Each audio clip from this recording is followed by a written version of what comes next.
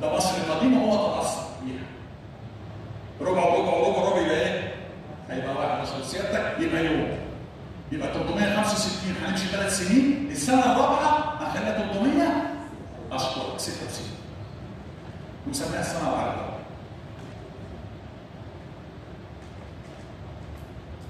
وزاره الاثار استمعت اليه، والان لوحه كوم الحصن اول ما تهويه عندما تدخل المتحف المصري على يمينك.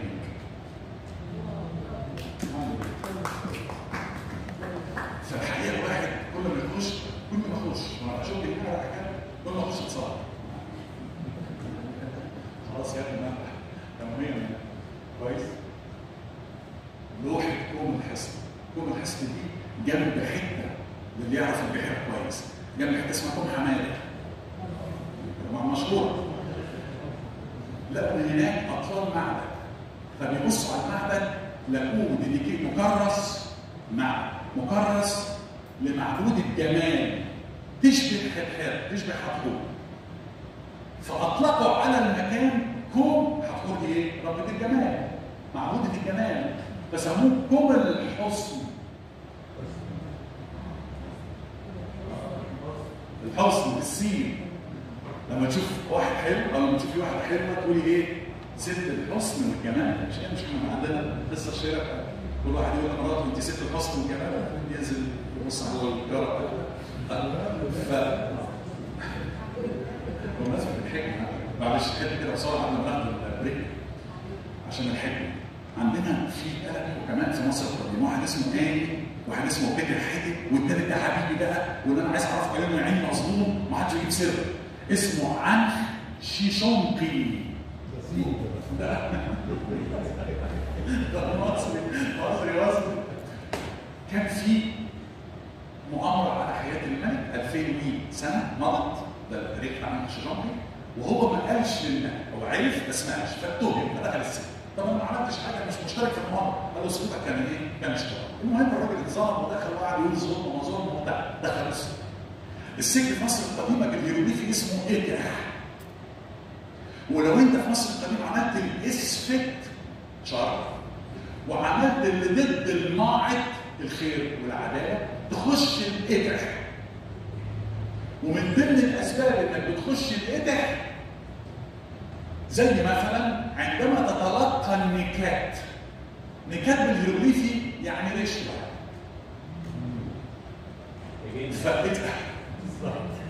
فإذا تلقيت النكات هينتهي بيك الأمر في الإدح يا جميل. خلاص؟ ما تفتكرش إن أنت هتفرق. كان هناك نظام شرطي على أعلى مستوى، نظام قانون في مصر. والدستور الأول في تاريخ العالم كان الدستور المصري، وحرب لما عمل 10 مواد من الدستور، وكان 5 منهم للقضاء. للقضاء عشان العداله. فالرساله اللي كلمه حضرتك بتاعت حكايه السيده والنظر، فجاء مصر القديمه دايما هقف في يوم القيامه ويوم الحساب قدام 42 قاضي، وكل قاضي هيقول لي ماذا فعلت، فالاعتراف النفي في حاجه اسمها عندنا نيجاتيف كونفيشن. نيجاتيف كونفيشن ده هو كل حاجه لازم تقول لا لم افعل. المتوفي علشان تروحي حقول الفردوس، عشان تروحي الجنه لازم تقولي لا لم افعل 42 مره قدام 42 قاضي. لا لم اتسبب في دموع لاحد، جدع اللي وراه. لا لم انظر الى زوجة جاري. واحد من ال 42 سبب انك تخش الجنه في مصر القديمه انك ما تبصش لزوجة جارك. مش ما تحرشتش، ما عكستش، ما غمستش، لا، لم انظر الى زوجة جاري. ولا واحد فينا هيشم الديار ولا كلب. مين ده؟ قال لا لم انظر الى زوجة جاري يا ايه. خلاص يبقى احنا ننظر الى زوجة جاري. لا لم اخذ لبن من فم طفل، حقوق الطفوله. لا لم اصل، لا لم يغشى على قلبي، قلبي ما هوش عليه. فاحنا قعدوا يفكروا ايه حكايه القلب اللي بيغمى عليه، مش فاهمين يعني ايه قلبك بيغمى عليه. اكتشفوا ان اغماء القلب هو السكر. لما تشرب تسكر، بترنك، السكر تبقى مخنوق ان قلبك يغشى عليه، قلت قلبك يغمى عليه خلاص ما بقاش فيه اي حاجه مش فاهم خلاص. العقل كان عند المصري القديم كان القلب اهم من العقل. والسيت بالظبط والسيت اوف ويزدم يعني مقعد الحكمه كان عند المصري القديم القلب وليس العقل. ولذلك في التحضير عمل ايه؟ تخلص من المخ ولم يتخلص من القلب. مشي الموضوع بقلبك ولا بمخك؟ المصري القديم قال لك القلب هو قرارات. ولذلك عمل نص اسمه ارجوك يا قلبي لا تشهد ضدي. نص عجيب. ليه؟ لأن القلب هيشهد ضدك يوم الحساب. شك أم أبيت هيفتش عليك كل اللي عملته. القلب هو الهارد ديسك وأنت معكش الباسورد اللي كمل ديليت. التعويذة بتاعت أرجوك يا قلبي لا تشهد ضدي. هو عايز يروح بالي برضه ذكاء المصري. عمل إيه؟ قال له إيه؟ أنت الذي أعطيت أمي. هو بيستدر رحمته من إيه؟ من الأم. يقول ده انت امي اللي اديته يعني انت القلب ده اللي اديته لي امي هتيجي تشهد عليا؟ فعشان كده كان تملي بيحاكي القلب قوي.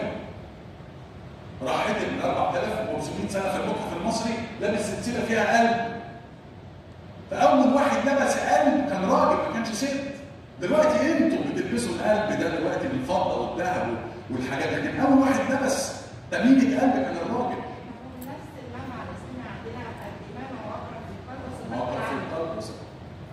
اخر كلمه بالنسبه عشان ناخد الفري فكره ال 42 لا دي خلاص انت نجحتي لا لا ملابس مياه النهر لا لا تطلعوا في مياه جاريه لا لا يعمل يروح الحمام في ميه بتجري وزاره البيئه شغاله على العكس. المهم ان اخر حاجه هنقولها عشان نلحق الصلاه وناخد 5 minutes ونرجع للاسئله تاني لو تحب يا دكتور او نكمل في الصور بس الحاجات تانيه كتير حلوه قوي زي اول حمام في التاريخ او نظام نجاري اخترع مصر القديم على اعلى مستوى ونظام المجاري وكان هناك وظيفه في القصر اسمه المشرف على الحمامين. واضح ان كان فيها حمام للستات وحمام للرجاله. ولو رحتوا البر الغربي من الاقصر ولو رحتوا مدينه ابو وطبعا اساتذتنا في الارشاد عارفين الكلام ده احسن مني ان كان في قصر للملك رمسيس الثالث ولما اكتشاف حمام في القصر دوت حمام ازاي بتاع تنزل والميه تجري وتنزل تحت تتحول زي الطرنشات وبعدين تتشال يعني نظام مجاري على اعلى مستوى. يوجد نظام النظافه الشخصيه اكتشفنا فلايات في مصر القديمه بل ان في تل العمارنه تم اكتشاف بلاغيت جافه. المصري القديم كان بيتخلص من البراغيث علشان كده كان الكاهن في معابد الكرنك لازم يحلق كل شعره من فوق لحد اخر صوبه عليه في رجله علشان هو متخيل ان الشعر في اي حته في جسمه هتبقى مرعى للبراغيث وللبق وللسبان وللمشاكل الجلديه. وكان قبل ان يدخل يرتب الدين جوه المعبد كان يمضغ ملح النطرون من وادي النطرون من بحيرات الملح في وادي النطرون. ليه؟ علشان يطهر فمه. لان لغايه دلوقتي وانت طالع عند الدكتور الاسلامي يقول لك حط حبه ميه بملح دافي وغرق. هو اخذ دي 2 طب وفي نفس الوقت ايه؟ وفي نفس الوقت انه بيطهر بقه من اي بالظبط كده. النهارده انت بتدفع مش عارف ايه وتروح الصيدليه تجيب بتاع الملون اللي بيحرق البق بتاع الغرفه بتاع مش عارف ايه اسمه نصف ولا اسبرين ولا حاجه اسمه. لا يا حبيبي ده اكتشاف واختراع مصر. زين الاختراعات بعد الصراع ان شاء الله.